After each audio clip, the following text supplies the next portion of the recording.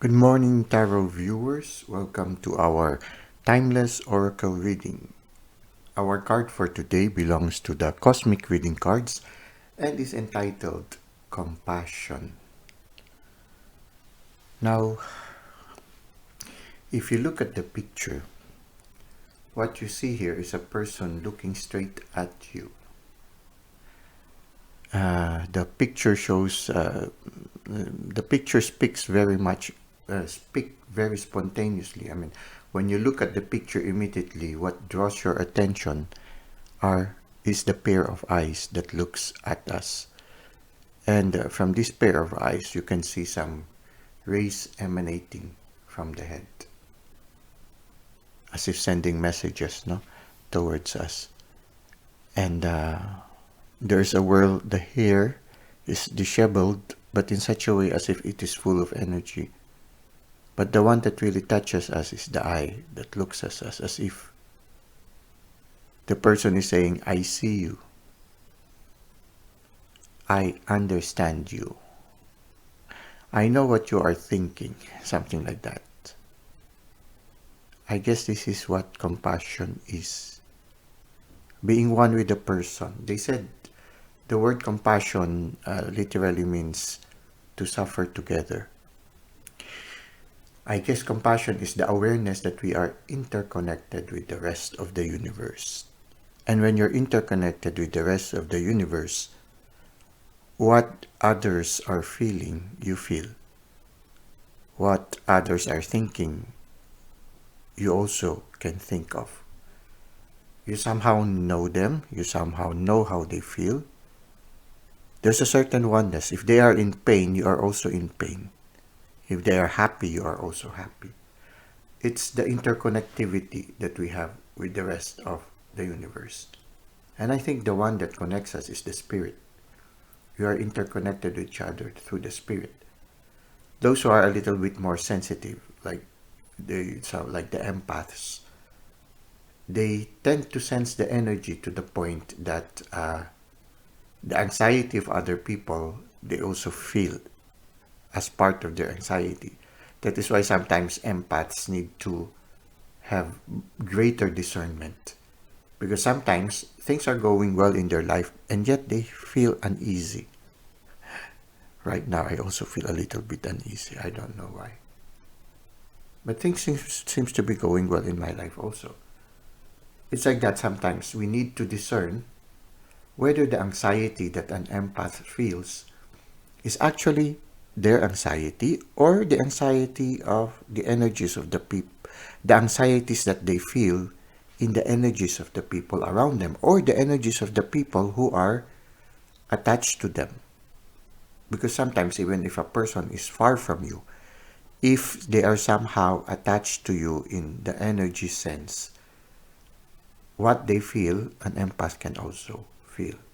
That is why sometimes you see empaths preferring to spend more time alone to try to shield themselves from the energies that they feel from other people. But even if they are alone, if they have an energetic tie or connection to other people, when other people starts to feel restless, they also would feel the restlessness. So there's a need for, there's a bigger challenge for people who are empaths, those who are really have a high degree of compassion, to always discern whether what they feel is actually theirs or they are feeling the energies that are abounding around them. Why is it important? Because if they are not careful or they are not discerning, then they might get misled that things are not going well in their life when actually everything is going well and it is just the energy of the people around them. So there's a need for us to constantly discern, constantly spend time alone in contemplation, trying to detach ourselves from things, and also to ask the help of our spirit guides to protect us, to protect us from negative energies, to protect us from emotions that can hinder us from fulfilling our mission in this world. So there's even some some people who would have an evil intention towards you and you will feel it in a certain sense. For some empaths, they would. because of this sensitivity, this awareness of our connectedness with the world.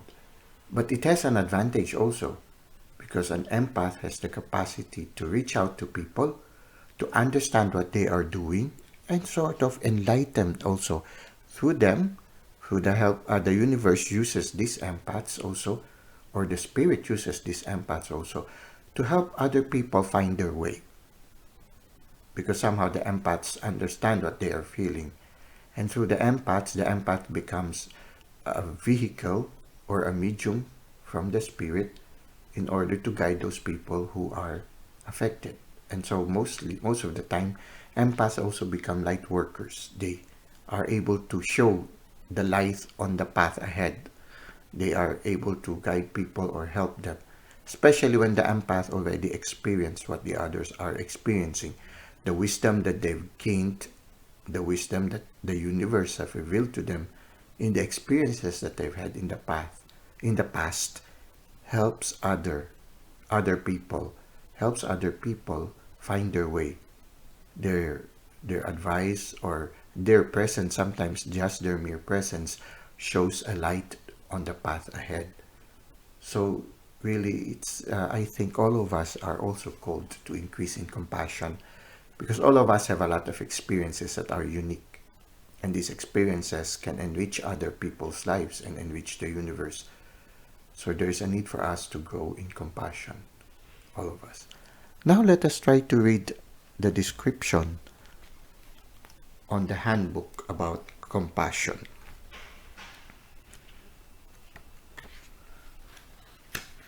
Compassion.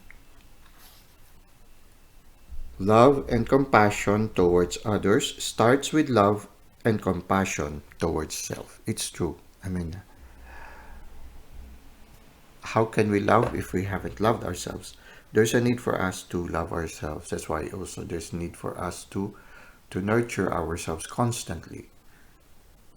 Love and compassion is the sacred essence of all that is.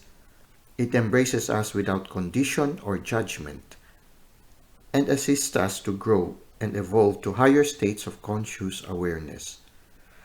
This card has come to you as a reminder that true compassion starts with you. Learn from your experiences, even the most challenging, and forgive yourself for experiences that may have caused suffering. Carrying the weight of internal judgment only brings pain and suffering. Sometimes the greatest persecutors are ourselves.